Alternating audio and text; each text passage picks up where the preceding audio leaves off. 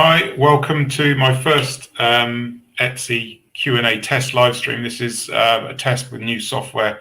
I've got no idea who's going to turn up here. If anyone does turn up, you can send in comments, and I think you can also request to join me live in the broadcast. No idea how this works, so feel free to post a comment. Let me know if you can see me and hear me okay in the comments. Post a comment.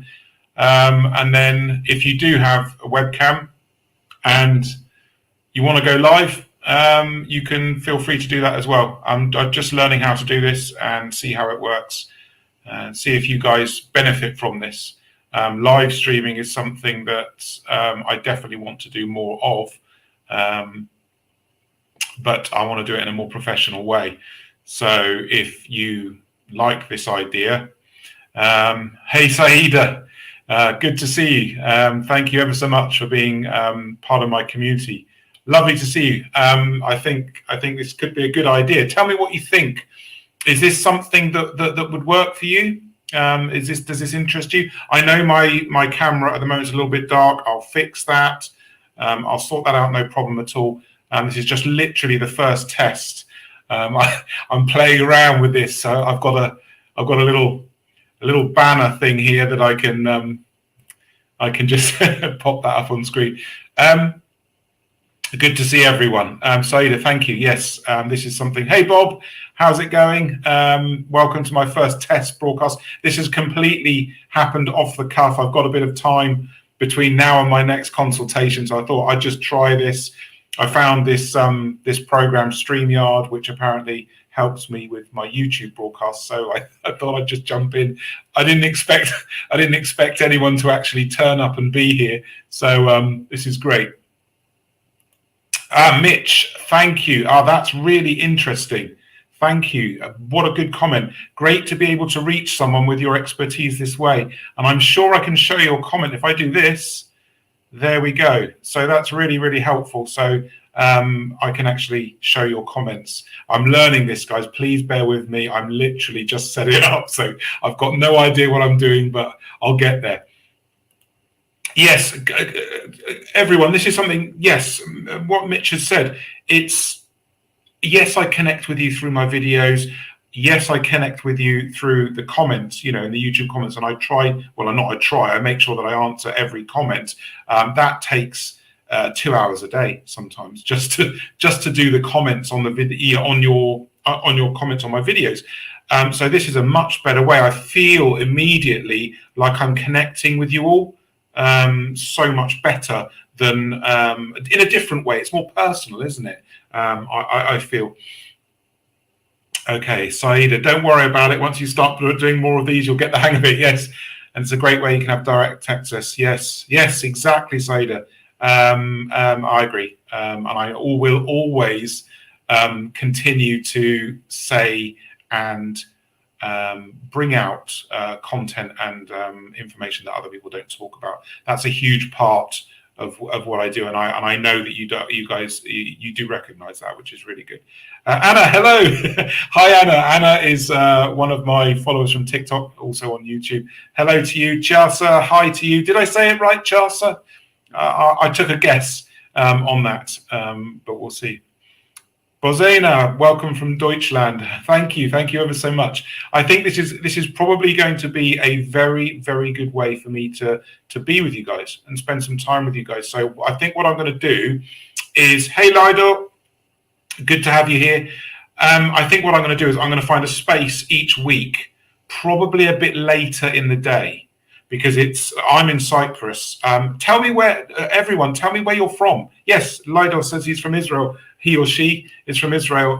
Tell me where you're from in the world. I'm in Cyprus, on the west coast of Cyprus. So I imagine that for everybody, a later time in the day would be better for you. So rather than midday here, maybe 4 or 5 p.m. here. Yes.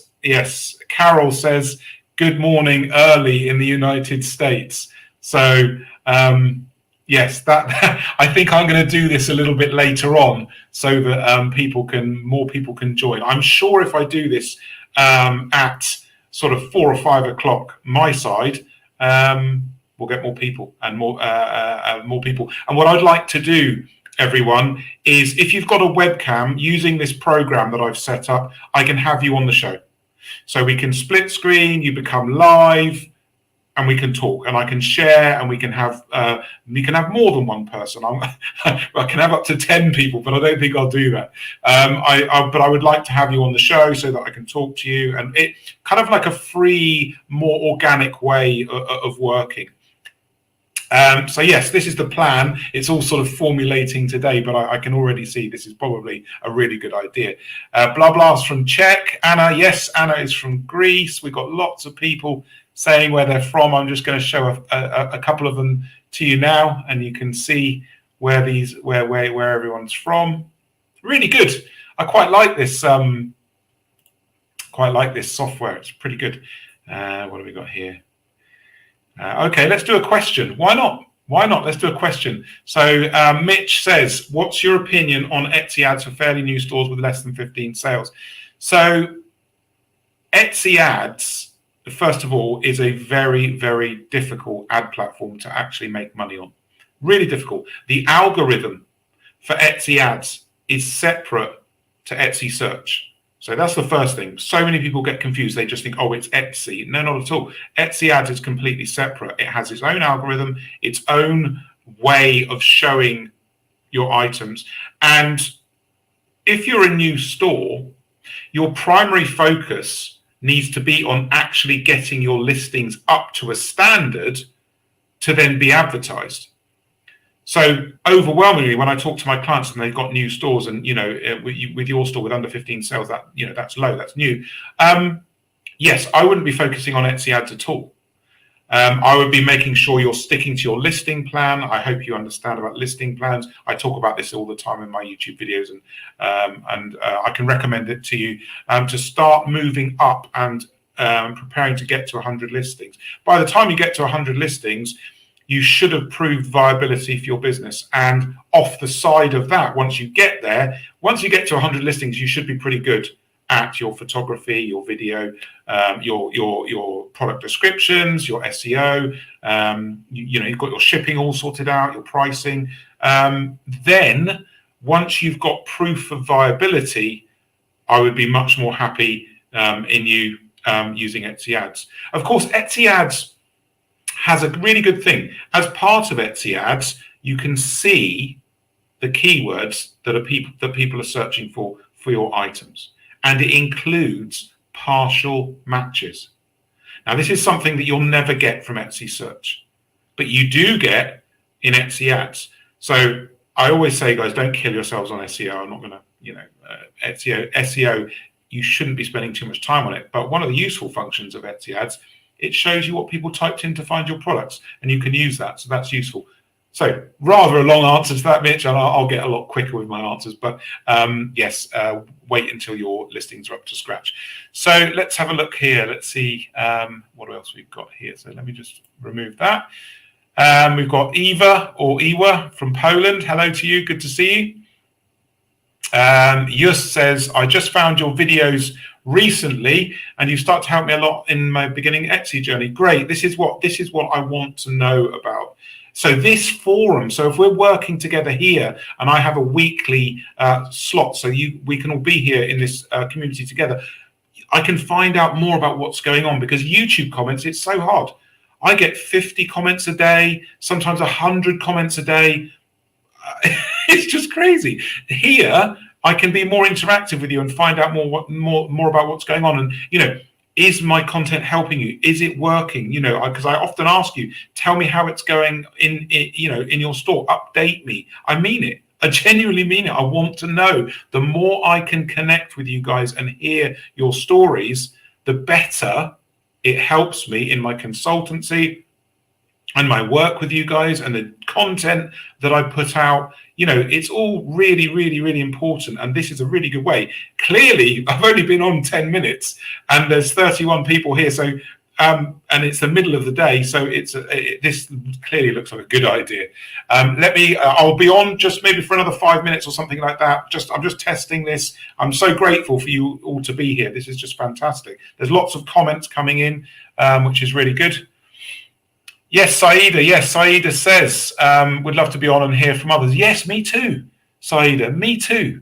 I would really, really like to connect with you guys more and have you on the show. I've got the comments coming in, which is great, but also be able to talk and in a free, organic way. You know, we can do a bit on SEO. We can do listings. We can do photography. We can talk about business. So we can talk about, this is something I want to get more into in my YouTube content, actually talking more about business processes, ways of thinking about business, and then how it applies to Etsy. Because at the end of the day, we're all on Etsy, most of us here on Etsy, but you know, some of us have websites, some of us might be on Amazon, some of us might have a shop, bricks and mortar, and be selling in the real world as well. So yes, this is fantastic. Really, really, really good. Let's have a look. Let's see what other comments we've got. I've got a lot of comments here already. Really, really good. Let's have a look here. Lidor says, what's the best tips for new POD clothes shops? The best tip I can give you is the tip that when I'm consulting with my clients who want to be POD is you've got to bring something different. So one thing that all of you are asking me, not all, but a lot of you are asking me is, you know, how do we find winning products, winning designs, and all this stuff? The source is Etsy. But when you go and find and you do your research, there's no substitute for good research. Don't rely on tools like eRank or Marmalade or Everbee. These tools are all averaging and guesstimating revenue figures and sales volume. They are massively inaccurate. This is why I keep saying to you guys, concentrate and focus on Etsy. The data there is accurate. It's all accurate. So when you do your research, you need to get an Excel document out, list of 50 stores in your niche, how many items they've got, how many sales they've got, how long they've been open. For a POD clothes shop, see then inside those stores, what are they doing? What's the trends here? What's going on? Extrapolate that out in the document and put them to the side. So now you can see what's going on. And then you say to yourself, once you find out what's going on and what's working, then it's the question in your mind is, how do I bring more value to these products? What do I do here to give customers something that they've never seen before? I'll give you a perfect example. I was watching one of the recent series of The Apprentice. I don't know if you guys have heard of The Apprentice in England. It's a show in England. Alan Sugar, very rich entrepreneur, has a competition with 16 men and women to become his business partner. And as part of this process, they have to whittle down, they have to go through the competition and get, you know, I've actually forgotten what I was going to say there. I forgot the point. This is live, guys. This is live. So I'll have to come back to the POD side. Yes, we're extrapolating. We're extrapolating data. We're finding out what's going on, and we're twisting. We have to find a twist. Oh, yes, that's what it is. And now I remember what I was going to say. The finalists, 2 women. One of the women was doing pajamas, and the other woman was doing desserts. So beautiful chocolate desserts and donuts and biscuits and all this sort of stuff. But the one I'm focusing on in finding the difference, finding a twist, was the pajama lady. So she was making themed pajamas for families, husband, wife, kids, but she used dogs. So the twist was the fact that the dog could have pajamas on as well. So you all had the same pajamas. It's really cool, really cute, you know.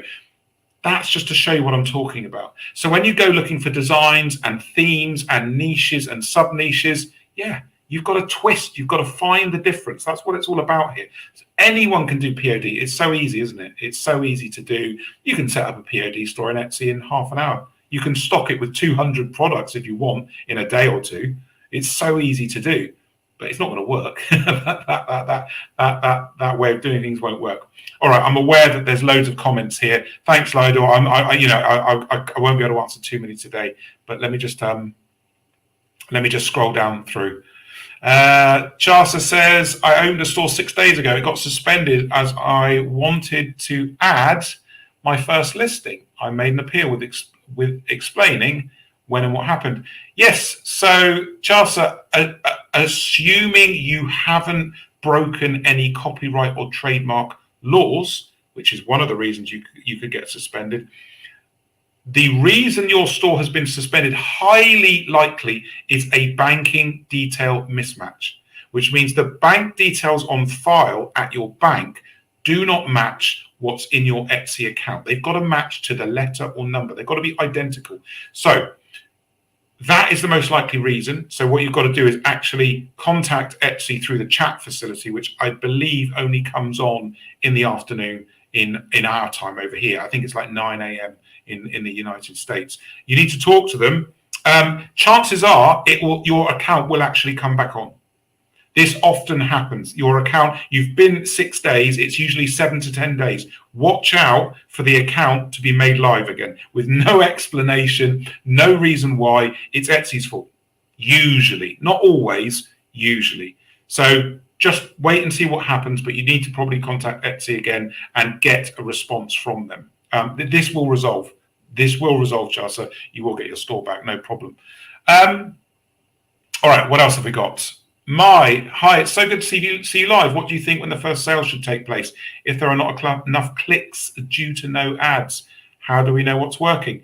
So good to see you too, and I'm really, really pleased to be here. Clearly, this is a huge success already. So I'm going to be doing a lot more of these, and I'd appreciate you guys, everyone that's with me. Tell other people about my channel.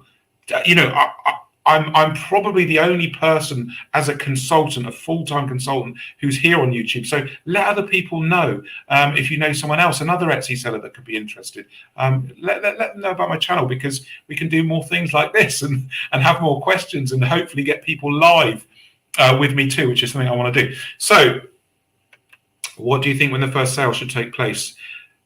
It all depends on your own Etsy store structure. So how, are you following a decent listing plan? Do you have products in the pipeline ready to go into your store? Are you pushing listings into your store steadily and consistently? The more consistent you are, the sooner the sales will come. This is just a broad statement. It's taking in no account of what you're doing or niches or what how you're structuring your store. But as a general guide, 1 month, a month as a general guide, just to get one sale. Okay, 2 months, I would be expecting a sale after 2 months. So a month, 2 months, if you get to 2 months and nothing's happened and there's hardly any views, depending on what you've done with your products, how many you've got in your store, you would need to be looking at what's going on. 2 months for sure. If you're making decent products, you've got decent photography, decent video, there's a demand for your product, so you've checked Etsy, you've done a bit of research, there's no reason why you shouldn't have made a sale. Okay? It does take time. Etsy is a snowball effect.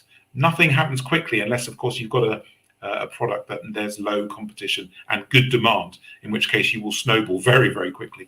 It takes time. So a month, 2 months, you should be seeing action by then. And if you're not, there will be something, usually photography, video, or very poor SEO. If your SEO is very poor, that's going to cause a problem as well. So yeah, that's my answer there. What have we got here? Got lots more comments, so many more comments. Let's have a look.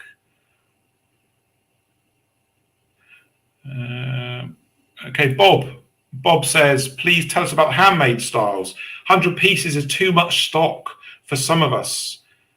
Is it okay to niche up to 20 pieces and more color and fabric suggestions? Yes, Bob, yes. So this is something I teach all the time. You have to adapt what I'm telling you with your business situation.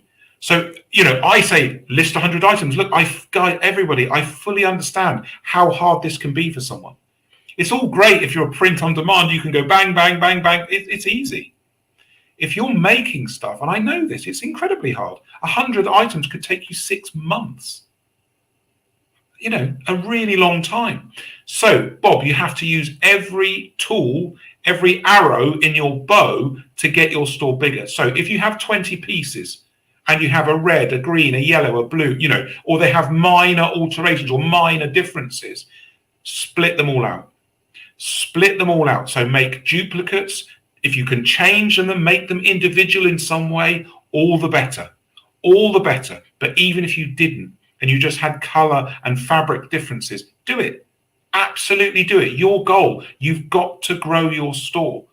This is how the Etsy platform works. It's a very well-worn, well-tested system, and it functions on growth and movement and your store becoming visible. So yes, any way you can do that, Bob, short and medium term. Long term, you work out business process, pipelines of work to build more products, to get into your store, to then grow faster. But yes, absolutely, yeah. So that is what you should do, Bob. Thanks. Hello, Corinne. Good to see you. I've got so many people here. This is great. I'm so happy. I did this on a whim. I saw a YouTube video. The guy was talking about, growing on YouTube and stuff, and then he had this software. He said, try it. So I thought I'll try it. And then I thought, right, I'm just going to go live. I don't know what's going to happen. So now I've gone live, and here we are. 43 people are in here at the moment. So this is wonderful. I think we're going to do a lot more of this. Let's get some more comments in. Let's get some more thoughts. Let's have a look. Okay. I'm just starting my Etsy OP. Okay, so this is just a quick one. Sana, hi Sana, good to see you. Just starting Etsy POD, and your videos, especially what to do before opening, was the one assuring I can do it. This is great. Brilliant, Sana. Yes, you can do it. You can do it. You just have to understand it's not easy, but when you have a structure and a process and someone to follow like myself who actually does this work every single day, day in, day out. I've been doing this for 8 years. I've helped thousands of Etsy stores. I've got feedback and testimonials, and as just would go out the back window there. They'd be rolling down the hill. I've got so many. So stick with someone that knows what they're talking about and help you and make solid, straightforward systems and processes for your business to grow it. And I'm here. There's others here in my community. I'm seeing people helping each other now, and some good advice. Saida's given some great advice. A couple of others have given some great advice. That's what it's all about. That is what this is all about. So yes, you can do it, and I'm with you. Let's have a look. I wish I could put every comment up. I really do, but there's so many of them. I'm trying to talk about each comment. I'll refine this process and make it a bit more efficient. Greetings from Latvia. Hi, Gem Tips. Good to see you. Byram says, if one of my listings sells already, but the Etsy ad spends money not for the correct keyword, what should I do? If your listing sells already,